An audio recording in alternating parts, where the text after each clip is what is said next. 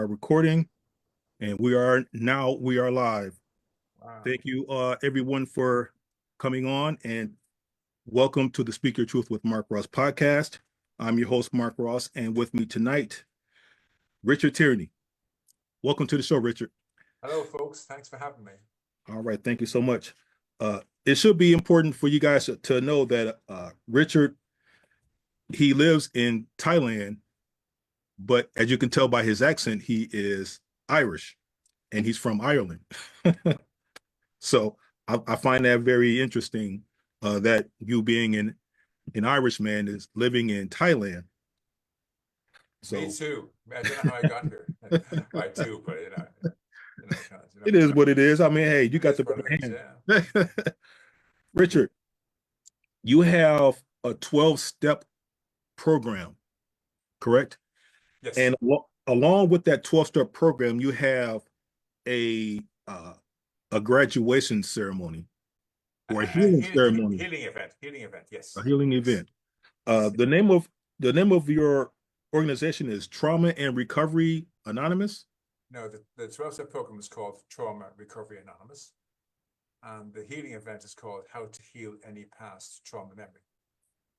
They're a Okay. two-part program for the treatment of any past trauma memory which causes any mental disorders. Okay. Thank you for clearing that up. Talk to me about your 12-step program as far as what it is and what it's Yeah, comprised. Yeah. certainly. First of all, thanks for having me on your show, Mark. I've been looking forward to this for weeks. We nearly got scuppered by my doctor putting an appointment in. He changed at the last minute. So all Yes, fun and we games. I did. couldn't believe what's going on in the background here, lads. I nearly let Mark down and had to cancel my Mhm. appointment. And lucky enough, my doctor rearranged his appointment so I could rearrange Mark, and we got back to our original agreement of meeting this morning. It's great to be here. Thank you very much for having me. Thank you, Richard. Thank you. So talk to us about your 12-step program.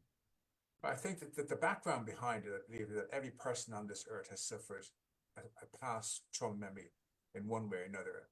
And Hmm. I come to understand that we're human beings with three responses to danger: fight, flight, and freeze. And I remember in the Second World War, there was cases of people who ran away and they were accused of being cowards. And then they realized it's not cowardice, it's their natural God-given instincts in the face of danger to either fight or to run away and hide. It's Mm. not it's not a cowardly thing to run away. It's not a cowardly thing to hide. It's not a cowardly thing to freeze and shut down. It's your God-given instincts. You're trusting your instincts that you're given as a human being to respond to danger. Some people can take up arms and fight. I like the stories of the Vikings. When the Vikings attacked, those who could defend themselves would defend themselves. Those who couldn't would shut down and hide and be very quiet and hope that danger would pass. And others, if they had the time, would run off and hide in the caves. Nothing wrong with any of those behaviors, because if the defenders all died in the battle, those who ran away could continue on the tribe and continue on the race. Those who hid could get up and continue on the tribe, continue on the race.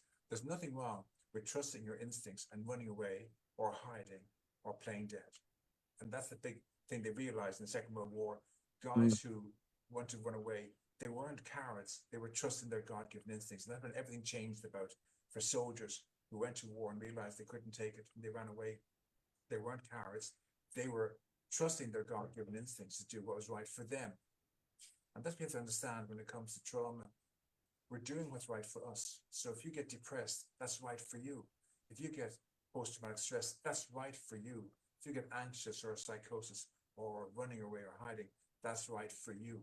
It may not be right for me. I might be a woman who wants to go into, well, actually, I'm the one who runs away. But if you might be the one who wants to fight and take up arms and defend and do a John Wick number or something. Mm. But Hmm. for me, no, my thing is to run away and hide in the cave. When the danger passes, I'll come back out again and be a part of my tribe. But I Mm. run away when it's safe to, and hide under the bed. I used to hide behind the couch in my home. So we all have our God-given instincts, and we have to trust our God-given instincts. So if your instincts tell you to run away and hide, you run away and hide, and don't feel guilty or embarrassed or ashamed that you're running away and hiding, because they're your God-given instincts. Your instincts are telling you to run away and hide, so you run away and hide. If we could teach this to children, especially the number of children I work with who believe at the age of 12 or 13 that they're broken and damaged and they have a mental disorder because they feel anxious and they don't know what to do. Trust the anxiety. If the anxiety says to you, run away and hide behind the table or hide behind the couch or hide under the bed, do so. You're only 12 years, you're a child. You're not meant to to manage life as a 12-year-old child, run away and hide. It might be to your upbringing, you're a very secluded, closed upbringing. And sudden you're an adult, but really inside you, you're like a child. And when danger happens, your first thought is to run away and hide. Run away and hide. It's perfectly okay for you to run away and hide. And that's the best thing to get. Well, Richard, I have a question.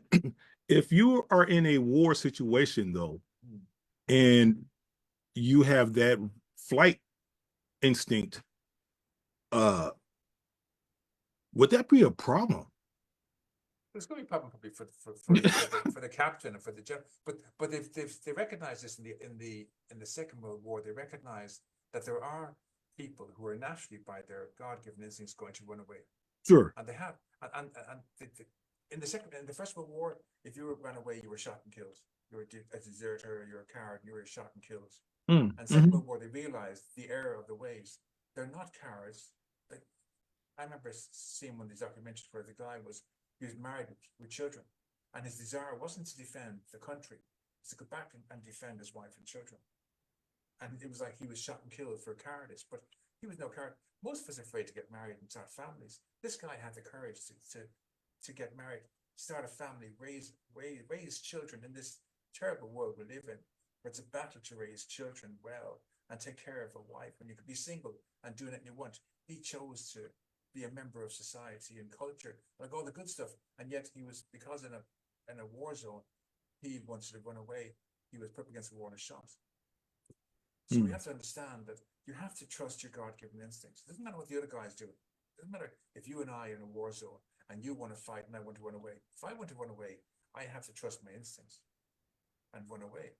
And your instincts are to take up a gun and shoot. Now, in time, maybe I might try taking up a gun, but my first instinct is to run away. But over time, I might kind of go, Mark, stay behind to defend my retreat. Maybe next time I'll stay back and fire two or three bullets, let him run away and then run away as well, and then teach him how to run away. And maybe we'll both live, but maybe I need to try something different the next time. But if your first instinct is to run away, you must run away. If your first instinct is to hide, you must hide. That's your God-given instincts. We're God's creatures. I need to bring God in at this stage. We are God's creatures. We were created by a creator, and nothing happened by chance. We're not here by chance. This thing that the world came out of nothing, we were formed out of nothing, and when we die, it's all going to be over. It doesn't make sense. Why are we bothering fighting in wars or taking care of our community if we're going to be nothing in 20 or 30 years' time, or tomorrow? If I drop dead tomorrow, my life's over. What was the point of living? There has to be a point to living. That's what creates in us the desire to be an American or an Irish person and care for your country, care for your family and your children, and raise your children and raise a family. It's all about having a meaning to your life and purpose. And the meaning we get is from having God in our lives and knowing we are children of God. And that when we leave this earth, we're going to go to the next plane of existence in the mansion prepared for us in our Father's mansion. There's a great sense of peace in that all the effort you're doing today, I love this concept of God made a plan for you, Mark, and myself before we were even taught of by our parents and our grandparents. And his plan was that you and I would meet in the year 2025. We'd have this podcast. And out of our podcast, someone in your audience would gain hope, some sense of hope. And maybe down the line, one of their descendants would create a cure for cancer or AIDS in maybe 2 or 3 generations. And none of it would have happened if you and I hadn't sat down to talk together. Now, you and I have never received the accolades or recognition for our part in someone creating a cure for AIDS or cancer in 300 years' time. But God knows his plan came true, and that's all the recognition we need, that we've achieved our purpose. So our purpose today, both for you and I and for your audience, is to be here to carry this message to the next person. That's all. This may be our purpose. Maybe our purpose is appear in a different podcast, but it's a very good chance that my purpose on this life is to appear in the Mark Ross podcast, carry this message to one of his audience. One of his audience tells a fellow veteran or a family member, and they gain hope from this message. They change their lives around. They have this wonderful life, and when their children create a cure for cancer in 200 years' time, and no one will know that Mark Ross created all this, but God put you on this path to create this moment in history that no one will know about. And that gives me a great sense of hope to keep going. Okay. But So I went off the beaten track. You asked me about how people have yeah, well, I asked you to talk about the your program. 12-step program and how that works. But So I I got a little bit do lost. appreciate the track that you got on for a minute. But yeah, let's get Well, back. okay, well, this is the foundation behind it. You see, we have to understand first Yeah, off that we yeah. are children of God and we have God-given instincts. That's the Hmm. first thing. Hmm. Because we have to stop beating ourselves up thinking that we're bad or we did something wrong. That's the first thing we have to understand. The second part of this is to understand that I'm sitting in front of you at 64 years of age. I'm married. I'm living in Thailand. I no longer live in my family home. My parents are dead. One of my siblings died from leukemia. I've got two children of my own. They're both going to college now. I call them children. They don't want to be called children, but they're Right, right. 17 and 20 and both in Yeah, college. yeah. But to me, they'll be my children. And I live in Thailand. Now, if I took a photograph of myself today and put alongside a photograph of the child in me who suffered the trauma, he was a 12-year-old child living at home in Ireland, in our family home. His parents are alive. All his 5 siblings are alive. The one with leukemia hadn't died yet. You look at those 2 photographs, you can see one's an old man, me, and one's a 12-year-old child. You might see a family resemblance, but you'll know they're not the same person. My life exists in this moment in time, in here in Thailand, in the year 2025, in the company of Mark Ross and his audience. This is where I exist right now.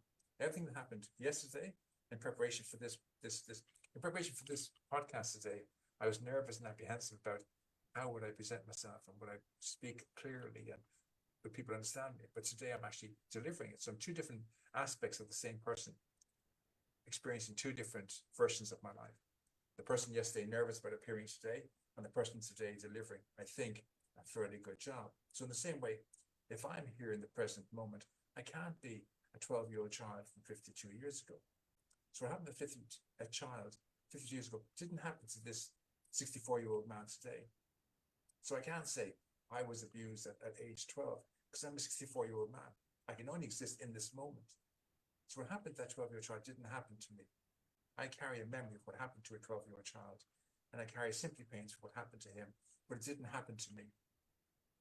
We have to teach clients that if you were a veteran in a war, Mark, and now you're back home in America, safe and sound, and let's say you're 42 years of age. I may be wrong. You might be younger. The beard's showing because it's gray in it. So let's imagine you're 42 years of age. 42-year-old Mark, Yeah. 42-year-old Mark is living in Milwaukee, presenting this podcast. But 18-year-old young Mark went off to fight in the war. Mm. And if you put a photograph of 18-year-old Mark and 42-year-old Mark beside Yeah. you, you see one has got a big gray beard, and the other one is this young man who's Different. got no gray beard, Mm. younger, slimmer, the whole lot. 2 Oh yeah. different people. That young Oh 18-year-old yeah. man probably Oh was yeah. never married. 42-year-old man, Mark, is married. You may have children. He doesn't have any children. You can put down on paper all the differences to show you that you are not 18-year-old Mark. So what he went through, you didn't go through because you only exist today.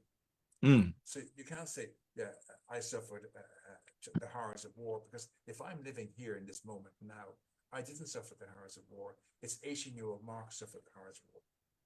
He went along, he enlisted to serve his country and mankind, went off to war and suffered the horrors of war. That's what he suffered. You're carrying the memory of what he suffered, and you're carrying sympathy pains for him. And we have to really put this line down the middle to show that you're here, an 18-year-old Mark, and everything before this morning is belonging to 18-year-old Mark. So you only exist in the here and now. So everything up until, so I suppose in Milwaukee it's about maybe, what, 8 o'clock in the morning? Right now it is Yeah. 7:19 p.m. Yeah, okay. So everything before 7 p.m. in Milwaukee is none of your business. Mm. Everything at 6, when you put on that green shirt, that darling shirt, a cool looking shirt, you could have put on a shirt and tie this morning. Okay, now you can't go back and I put on a could shirt have, and tie yeah. now because Yeah. I'm wearing a shirt and tie. You're gonna go, I shouldn't have worn a shirt and tie, or I shouldn't be wearing this hat. But you chose to wear that shirt and that hat, and you can't unchange the fact that you made that decision already. You could take off the hat now and put on a different hat. You could take off the shirt now and put on a different shirt. But the fact that you're wearing it means that action is over with, and you can't change it. Does that make sense to you? Mm-mm. So what you're saying, Richard, is you're teaching us to live in the moment. Exactly. Just for today. You only Yeah. have this day only in our Yeah. lives. We We can't worry can't go about back. what happened because it already happened. You become So me being 55, I'm 55, by the way. oh, Me 55. being 55, and proud to say I'm 55, ladies and gentlemen. Yeah. I can't reflect on what I did when I was 18. I You either can't even when you were 50, 54 and 3/4, you can't right, right. change, you know. And Yes. last week you can't change. You can't alter. I played golf with my son 2 weeks ago, and one hole I'm set up to have a birdie, and I duffed the shot. Now I'd love to go back and replay that shot, but I can't. It's set in my history. I can't change any part of the good or the bad stupid shot or the bad thing I said to my wife or to my children, or beeping my horn or something in traffic. I can't undo the past. And therapists know this. When therapist works with you, they know they can't step into your past and fix your past. So they focus on the effect. They say to you, how did that make you feel, Mark? How does that make you think, Mark? How does that make you react or respond, Mark? But your feelings aren't the problem. It's about cause and effect. Science tells us that cause is the problem. In the past, there was a past trauma memory that 18-year-old Mark suffered. Okay? And you're carrying the effect, the feelings of it. But the feelings were never the problem. The feelings were how you coped with living with it. They were your best coping skills. So if you got stressed out, that was a good thing back then. When you first came back from the war and you started living your life and you get stressed, you'd have nightmares. They were your ability to cope with the demons, cope with the trauma. Your nightmares or flashback was stopped you from going out and killing anybody or attacking anybody or taking out your anger on somebody else. You kept it in yourself and you suffered nightmares or flashbacks. But that was you retaining all that hurt and pain and all those sympathy pains and trying to manage them yourself. But they were never your pain to manage. The frightening thing is that you and I wouldn't be standing today if our younger self, in your case, 18-year-old Mark, and myself, 12-year-old Richie, didn't survive their trauma. If they had given up, they had succumbed to their trauma, we wouldn't be alive. They would have killed themselves and we wouldn't be alive today. But the fact that we're standing in 2025 means that they overcame the trauma.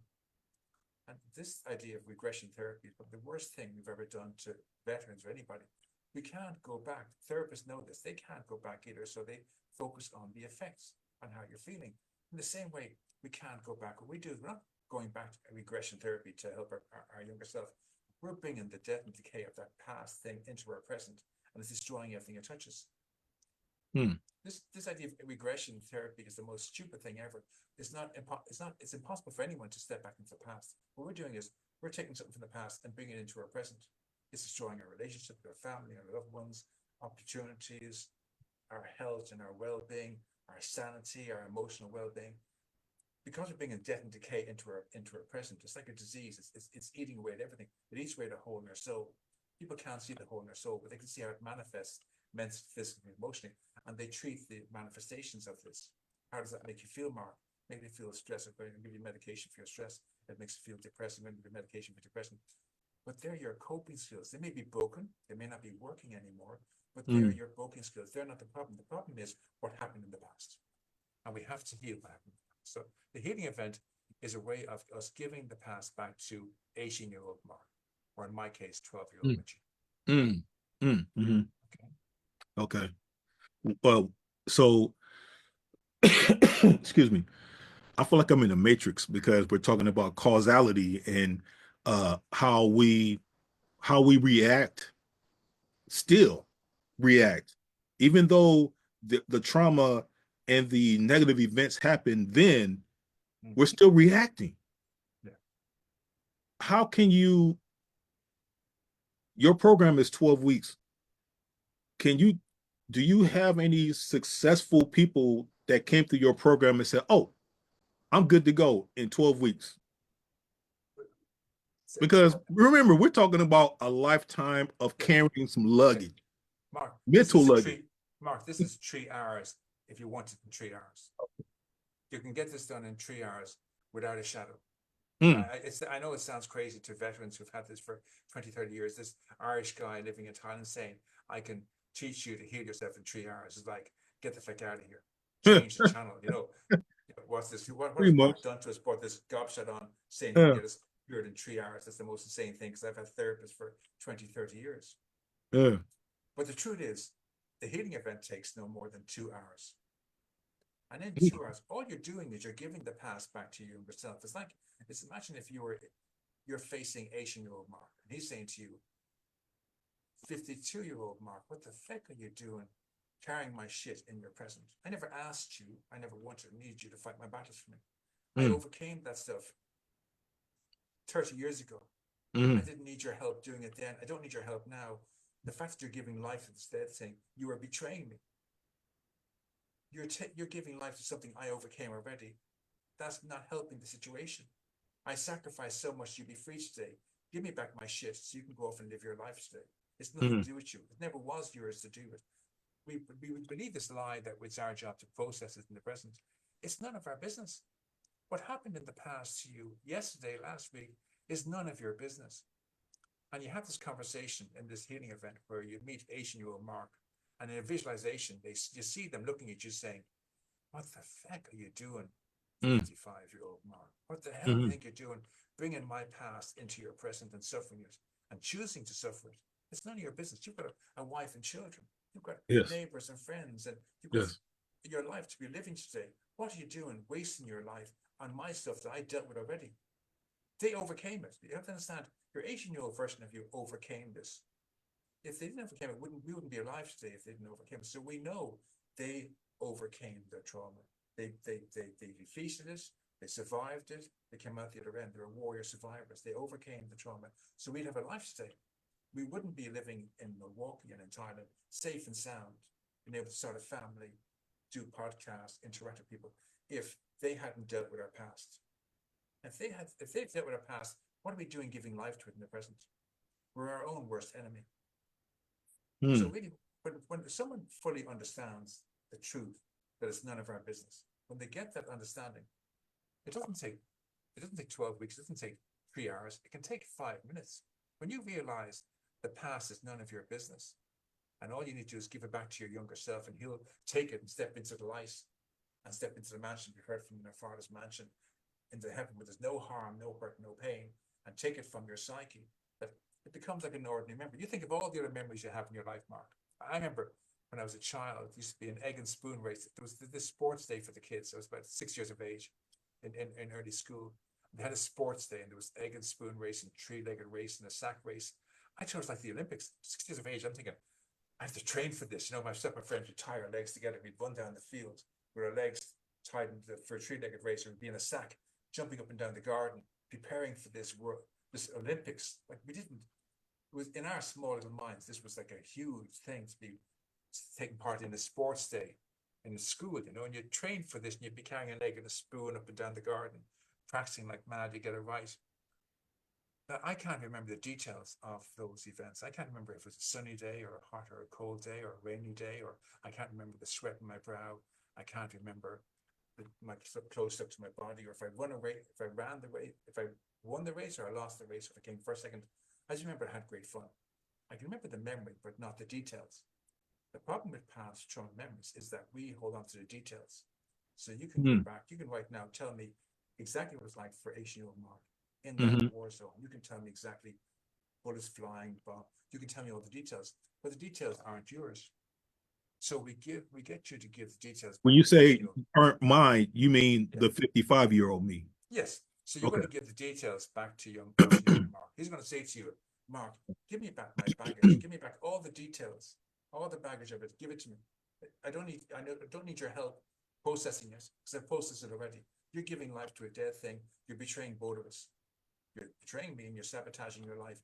Give me back my details. And in this visualization, you see yourself giving your baggage and the details back to your younger self, and him taking it from you. And when you do this event in 2 hours, you feel this release in your body, mentally, physically, emotionally, and spiritually. It's like a great weight of all that stress in your shoulders, like the weight of the world is lifted from your shoulders. And all that anxiety and panic in your chest is lifted from your chest, like a great elephant that's been sitting on your chest for the last 30 years, leaves your chest, and you can suddenly breathe. And it's a release in your body that very hard to put into words until you experience it. But you're letting go of all that baggage you've carried for 40 years that was never yours to carry, that's belonging to 18-year-old Mark. You've been carrying all this baggage. I hate to say it, but in a self-betraying of 18-year-old Mark, and self-sabotaging manner, you've been taking this on as your own.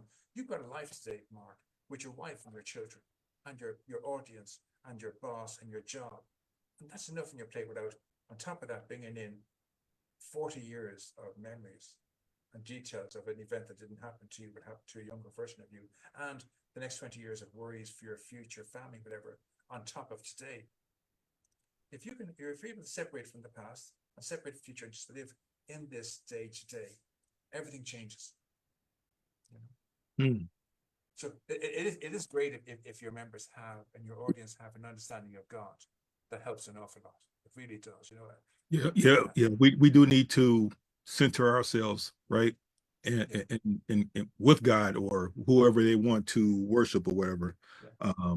But I am understanding your concepts of your 12-step program because Okay. and that in my understanding, I do realize that there is a difference between the 55-year-old me and the 18, 19-year-old me because I know what I went through when I was in the Marines, and I found myself still attached to what I went through.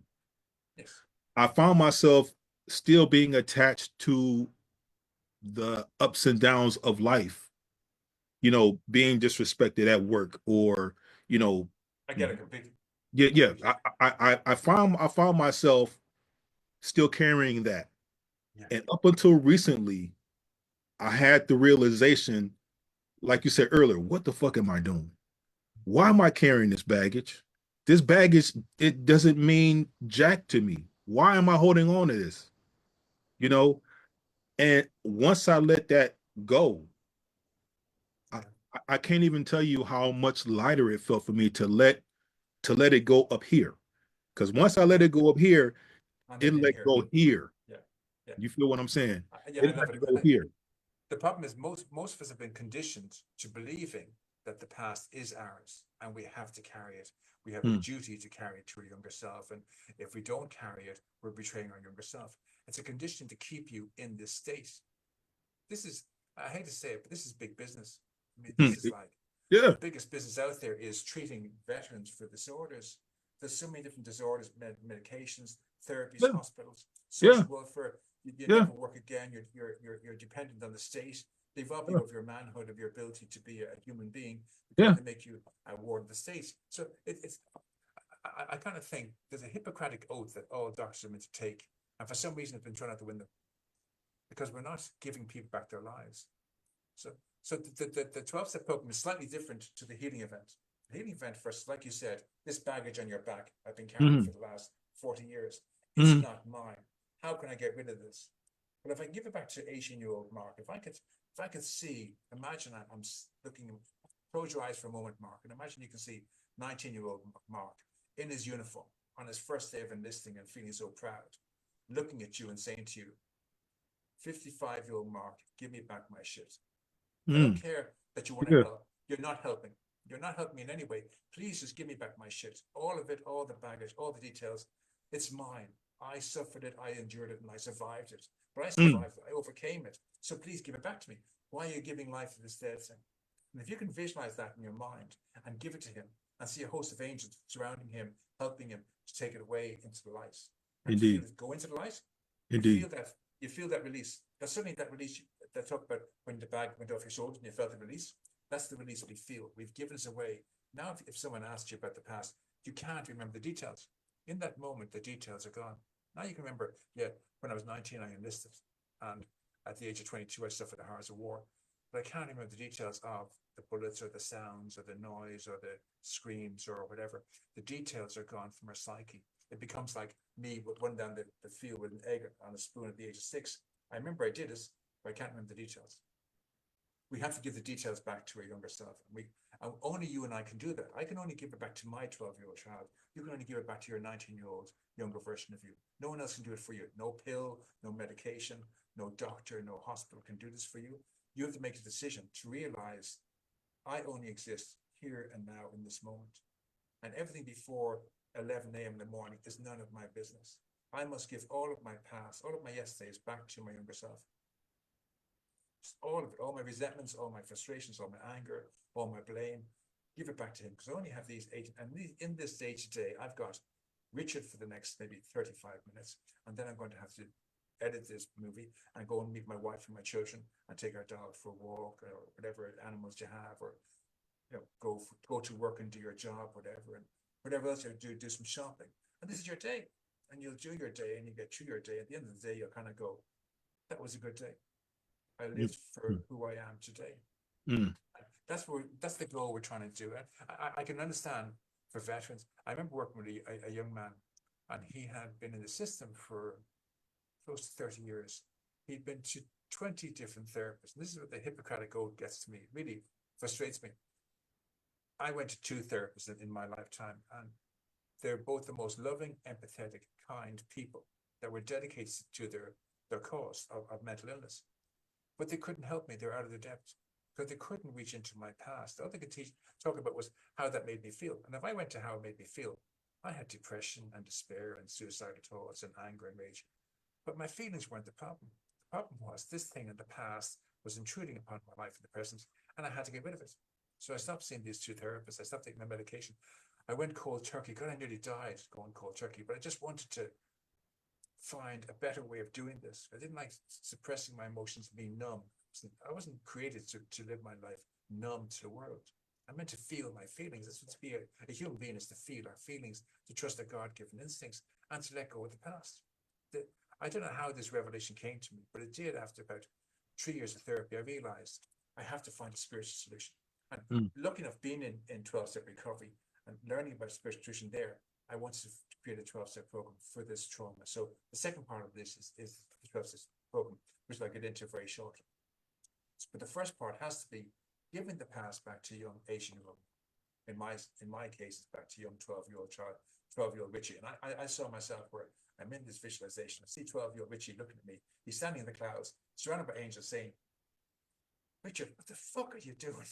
It's a 12-year-old child who's an innocent child telling me, using bad language, saying to me, I've been trying to get your attention for the last 40 years. There's sometimes when you were close to giving it back to me and I was very excited, but then you took it back off me. I need you to give me all my details and baggage today. I need to step into it. I can't cross over until I have all my baggage, and you're stopping me from crossing over. You're doing a self-disservice to yourself, and you're sabotaging my chance to step into the light. Please give me back my crap. And when I agreed to do that, I felt this weight falling off my shoulders, like the angel was taking it off my shoulders and giving it to him. And he'd look at it, he'd hug it, he'd give it to an angel, they'd take it into the light. When it was all finally gone, he stepped into the light. In that moment, every detail and baggage of the event was gone from me. So now when therapists ask me, how did that make you feel? I kind of go, well, what happened to the 12-year-old child was terrible, and I feel deeply for him. But it's none of my business. It's affecting me, something to do with me. And I got to that stage where I was able to break free of it. And once you break free of it, then you break the 12-step program. Yeah. And you can do the 12-step programs in 40 minutes or in 90 days. It's really, I would do the 40 minutes the first time and then get clients to do it over maybe 12 sessions over 4 weeks, and then 12 sessions over 12 weeks, and then 12 sessions over 12 months. Just keep repeating this over and over again to remember the first step is, I am not a victim of anyone else's troubles. Everything before 11 a.m. this morning is none of Mark's business. Here in Thailand, it's 7:39 in the morning. Everything before 7 a.m. in Thailand is none of Richard's business. Everything in the world, what's happening in America with your politics, or in Ukraine and Russia, none of my business. What's happening in my homeland of Ireland with the government and whatever they're doing, none of my business. What's happening even here in Thailand with the Thai government and the burning season, none of my business. My business is my wife, my children, my mother-in-law, my home, our dog, my neighbors and my friends, and my recovery. And that's all my business is. Focus on my business, and everything outside that is none of my business. So for you, Mark, everything before 11 a.m. or whatever time you say in the morning is none of your business. Everything before 8 a.m. is none of your business. Let it go. Your business. Let it go. Your business is right here and right now. It's being with me this morning. That's the start to your day. I don't know if this is a good start for you, but it's the start to your day, and then time with your wife and your children and so on. And that's your life. So I was introduced to this prayer by this elderly Protestant minister, which I want to share to you now. I should be sharing to you right now, but it's really resonated with me. So the idea is that, now he said to get down on my knees, but I'm not a person to get down on my knees very easily. So what I do is at night time, I hold my hands up in the air like I'm holding my cross. And I say to God, Lord God, I've carried this cross since the day I was born. And like your son Jesus, I've faltered more than once. On this cross, I have all of my shame and guilt and anger and rage and victimhood and martyrdom for the last 64 years. And it wounds me, it kills me, it robs me of peace of mind and of sleepful nights. And I want to give this cross to you. All of my fears of the future, of the unknown future, and all my anxieties and depression and despondence of the past and what happened. And I detail what happened in my past. I give this cross to you. And I picture God sending a host of angels taking this cross from me. And once I feel it's gone, I put my head down the pillow. I close my eyes, put a gentle smile on my face, and I sleep like a log. I wake up the next morning and I kind of go, okay, God, I'm ready to take my cross back. And I feel this cross being given to me. This one is lighter with a hint of color on it. And I hear this voice saying, my beautiful beloved son, I've waited for 64 years for you to give me your cross. And now that I have it, you're not getting it back. I've taken all of your past and all of your unknown future off you. And this cross is only for the 16 hours in front of you. 8 hours of work and 8 hours of play. I want you to focus on these 16 hours only. Self-restraint of pen and tongue. Don't try and fix and save anybody else. Don't try and manipulate or force people into doing your work. You give your best today, whatever that best is. And if you can only give 30% today, that's your best today. And if you can give 100%, that's your best today. But don't ever feel guilty for doing your best. Clean your side of the street. Live your life today. Be there for your wife and for your children, and for your mother-in-law and for your dog and for your recovery program and for Mark and for anything else you're involved in today. And at the end of the day, give me this cross back. I'll take it off you for another night's sleep. And tomorrow we'll do the same thing again. So I don't believe in for me, my 1 day at a time is 16 hours a day. I live for 16 hours and 16 hours. So the first step only is I'm never a victim again. No matter what happens in my life, I'm not a victim of it. So I like the idea that there isn't good and evil. There's only God. And God molds us by giving us challenges. So his challenge that he gave you was to be a veteran at the age of 19. And out of being a veteran, you've created this podcast and you're carrying a message of hope to your audience. This would never have happened probably if you had never gone to war, if you'd never experienced war. If you'd been a shopkeeper or something, or an insurance salesman, you wouldn't be hosting this space today. God created everything in your life for a reason. He put you through the trials of war for a reason. So you'd be here today presenting with my podcast, another podcast. You'd be carrying a message of hope to your audience. Nothing happens by chance. God planned everything. There's a book in the Bible called the Book of Job. I never fully understood it before. I always thought that Satan wanted to test Job. That's what we were told in the beginning in school learning. But then you realize God decided he wanted to make Job a stronger individual. So he took everything from him. And Job persevered with his faith in God. In the end, God said, okay, I want to make you stronger. And he gave him back tenfold more than he did in the first place. Double. I like that. And you think of what you've been given out of the trials and tribulations of war, coming home from war, and that state of PTSD and depression and all that kind of stuff. And then you said that weight was lifted off your shoulders. And then you end up setting a podcast up and you're carrying the message of hope to your audience. God caused you to, I suffered my trauma at the age of 12, sexual abuse. But today I'm carrying a message of hope to, hopefully to 1 billion people suffering with mental disorders, to say, you don't have a mental disorder, you're carrying the past that doesn't belong to you. So speaking of, I have a question about that. Speaking of mental illness, during our initial conversation, you mentioned that mental illness comes in 2 forms. Well, this is my own personal belief, but it's true or not, I don't know. But I like to think that there's mental illness that can only be treated by mental health professionals. So you were born with a damage to your brain, or you're involved in a car accident and your brain was in some way damaged or impaired, and that causes a mental illness that only could be treated by people who are trained in that field. But then I believe that mental disorders are the cause of a past trauma memory. Something happened in the past to affect our dysregulation of our emotions and feelings and thoughts. And because of that, we act out in certain ways. We're anxious or depressed or suffering with terrible stress.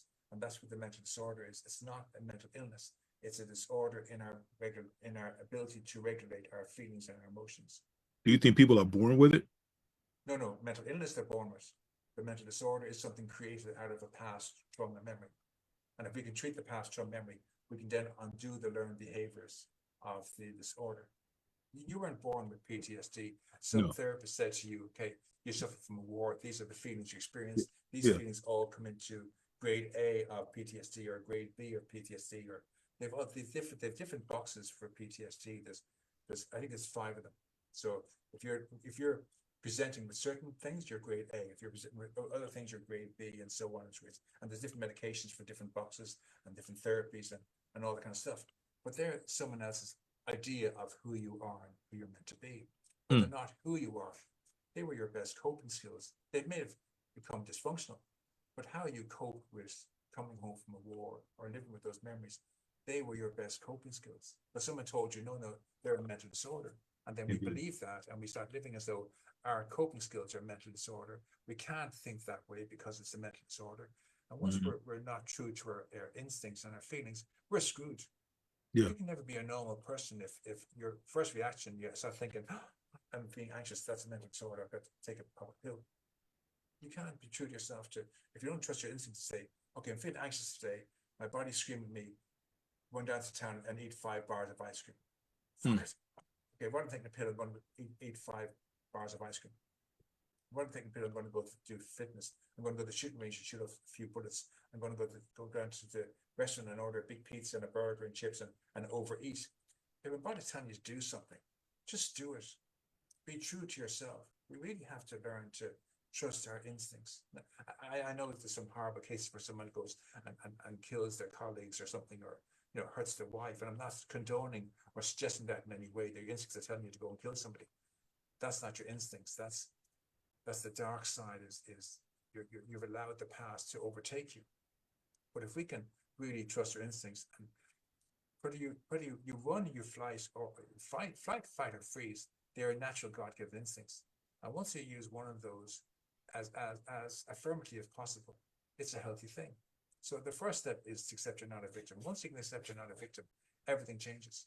Then the second part of this is to understand that we're never alone. So Mark, your audience has you, and the audience has you and whoever you bring onto your show.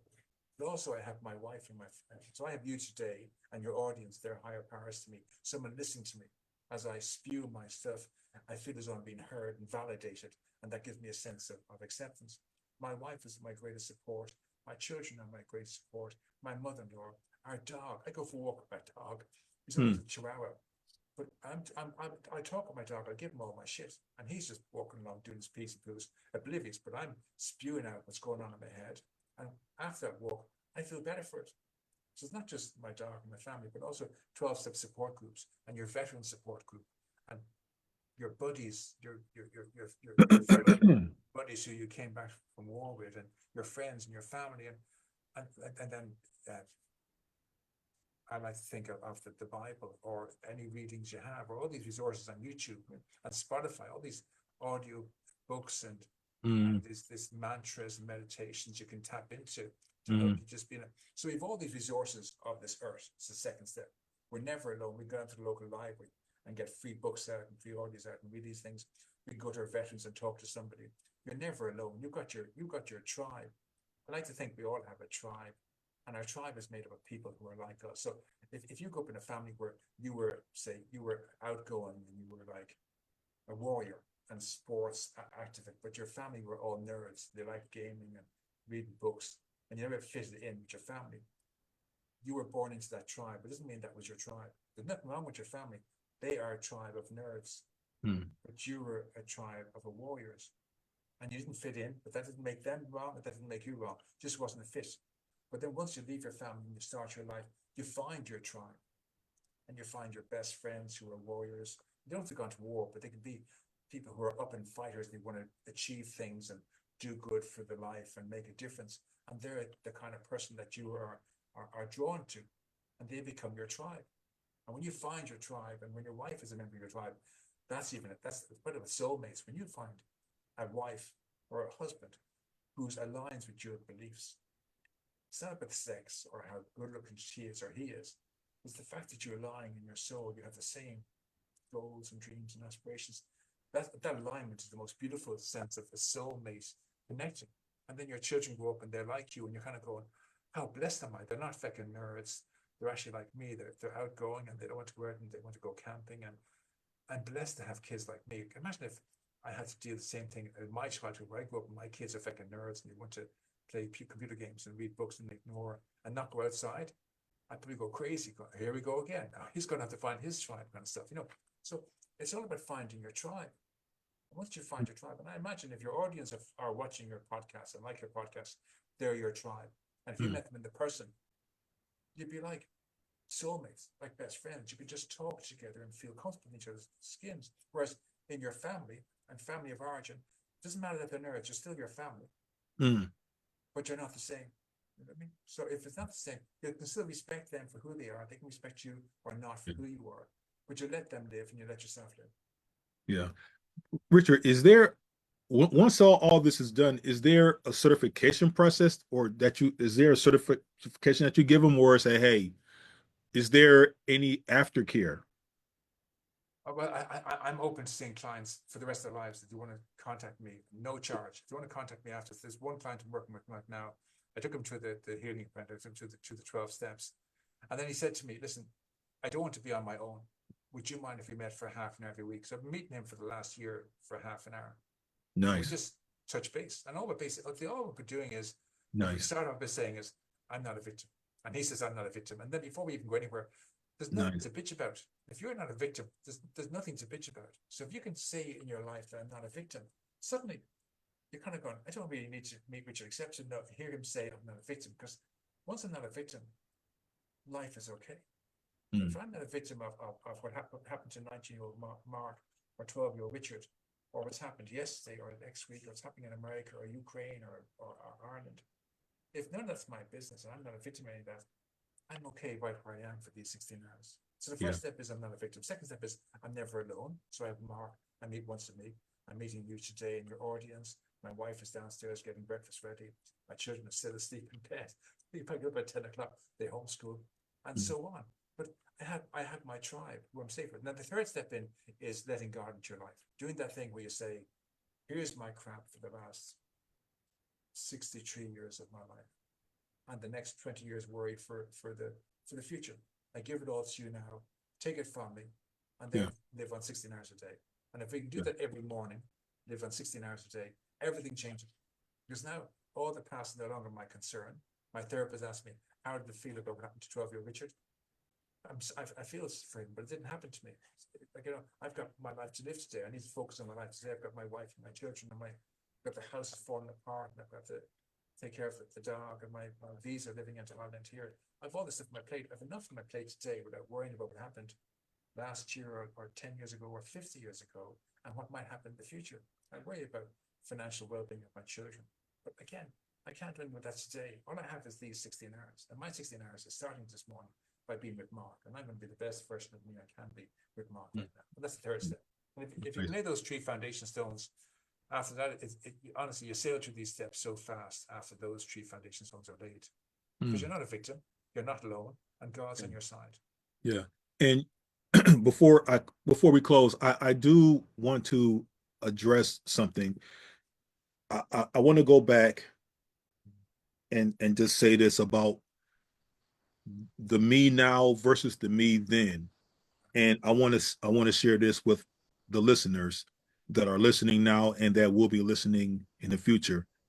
I think it's important that we all take a minute out of our busy lives to really reflect on what's being said here tonight, because we, knowingly or unknowingly, we carry baggage. We carry unnecessary trauma from back in our past. And the trauma that we endured is still something that we carry now. And we have to get into the habit of acknowledging that we are carrying some stuff that we don't need to no longer carry. We need to dump that baggage off of our shoulders, lighten our spirits, and get on with our lives.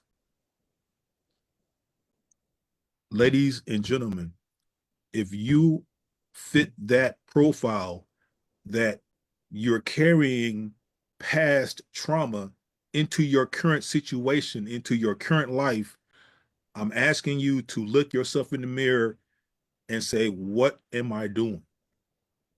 Why am I feeling the way I feel? And if your answer is, it's because I haven't dealt with the past. I'm still carrying the luggage of what happened in my past. Let it go. Drop it. Drop I the know luggage. it's, I Let know it it go. sounds, I know it sounds very, very, kind of say, let it go. Like they've carried it for 20, 30, 40 years. And we're just saying, let it go, like it's that easy. But the truth is, it's not our business. That's the one thing we have to understand. Not so much let it go. It's none of our business. My business is only these 16 hours. This is all I'm allowed. I'm only alive for these 16 hours. Yesterday's gone, and I may not wake up tomorrow morning. And I've only have these 16 hours. There's enough on my plate in these 16 hours with my wife and my children and my mother-in-law and my dog and my job and my podcast and my presentations and my clients. There's enough on my plate today to focus on without taking on the baggage of any part of my past. And the terrible thing is we focus on negative in our past. We don't focus on the joys of our past. That's the really crazy thing about this. If we're going to focus on anything, let's focus on a happy event in our past. The birth of our child, you know, the win at golf, our team winning the championship, or you know, our country winning the World Cup or something. Let's focus on something that's quite, we've been conditioned to go to depression and despair. My natural state is depression and victimhood. I can go there in a split second, and that hasn't left me. That will never leave me. It's my natural instinct to be a victim and be poor me. I can go there in a split second, even though now I'm a good, probably 12 years from my trauma, when I finally let it go. My first nature today is to be a victim. If I get up in the morning and I'm sleeping a peaceful sleep, my wife wakes me, kicks me by mistake or something, or the kids come in and wake me up, I can go to, fuck are you doing in my head? You fucking ruined my perfect night's sleep, and how dare you do this? I worked so hard and you're taking my sleep from me. I can go to victim in a split second, and we all know that experience. We can go there in a split second. It doesn't take a moment to go to depression and despair. It's our natural place to go to. If we've suffered with trauma in the past, we know what it is to feel, and it's a safe place to be. Being a victim, being depressed is a very safe place because it gives us the right to give up our responsibility for life and get someone else to care for us. So it's a very safe place to be. But to go to a place of happy, joyous, and free, that takes work. Letting go takes work. We can't just pretend it didn't happen and bury heads in the sand. Oh, That sure, doesn't work. sure. You can easily see why. We have to find a process whereby we can give the past back. And this process can take as little as 2 hours. You give this past event back to your younger self and you visualize your younger self saying to you, Richard, give me back my shit. I overcame it already. Why are you giving life to it? You're giving life to this dead thing, and it's bringing death and decay into your life, destroying everything it touches. Your relationship with your wife and your children, it's destroying everything. You're going to be on your own, broken down, lost, alone, because it's destroying everything. Your opportunities to get a job, to hold the job, to keep a job down, to have friendships, it's destroying everything. Give me back my shit so you can have a life. And when you finally do give it back, the release you feel in your body, you're not doing it for anybody else, you're not doing it for me or for Mark. But when you do give it away, your family benefit from it, but you're giving it to you. You're saying, I've carried this shit for long enough. I'm giving this back to my younger self. Mm-hmm. I'm not dumping it in the bin. I'm actually aware this is something that's real. I'm giving it to my younger self. He owns it. And he's going to carry it into life. When he carries it life, it's going to be gone forever. And I feel that release in my body. And then I can get on with my life in the present. Mm-hmm. But we need a way to do that. And I believe this program allows a person to give the past back to their younger self in a safe and non-intrusive manner. And it takes no more than 2 hours. And then there's the 12 steps. Once you do the first 3 steps, you accept that you're never a victim again. You accept that you're never alone. You have friends, family, resources in the library, online, whatever. And that God is in your life. You do that prayer. Once those 3 steps are done, the next 9, you go through the next 9 in about 20 minutes. You just fly through them. You know, it's a very simple program once you give the past away. Mm-hmm. I looked up, you mentioned something about carrying the cross, about Jesus carrying the cross. And I just want to read that verse to put it in context. And it's from Luke chapter 9, verse 23, ladies and gentlemen. And it says, and he said to them all, if any man will come after me, let him deny himself and take up his cross daily and follow me. Verse 24, for whosoever will save his life shall lose it. But whoever will lose his life for my sake, the same shall save it. 25, For what is a man advantaged if he gain the whole world and lose himself or be cast away? I'm really I'm blown away you've chosen those verses, because it's basically what, if we try to hold on to the whole world, we're going to Mm, lose our sense of self in the beginning, in who we are today. If mm, we give the whole world away and just focus on our cross for today, it says focus on your cross for today, which is for these today, 16 hours. So if you can today, focus on a cross for these 16 hours only, give up all the world, because if you bring the world into it, you lose yourself. If you bring the world of the future into it, you lose yourself.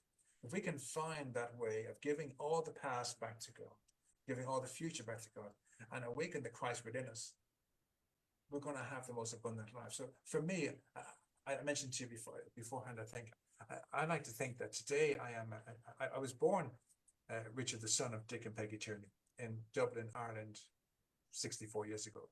But today I'm Richard, a son of God. I'm Richard, a sibling of Jesus. And I am Richard the Christ. Now I can't perform miracles like Jesus did, but I believe Christ is awakened in me. And if I can see Christ in Mark, and I see Christ in every other person I meet, I can't have any enmity towards Christ. So I behave in a different manner towards people around me. So it doesn't matter if Christ isn't in you, Mark. I have to see Mark, Christ in you. And then my attitude and perspective of you changes. So I see Christ in my younger self. I see Christ in my abusers. I see Christ in people I have challenged with. And that helps me to change my attitude, change my actions and my reactions to people. I see Christ. You may not be aware of Christ in you yet, but maybe after this podcast, you become aware. But I see Christ in you. And you've just read from Luke, so I know Christ is in you. But I see Christ in all of your audience. And your audience might be lost souls that just gave up faith and belief in man-made religion. So the Bible tells us, don't get involved in man-made religions, churches, or denominations.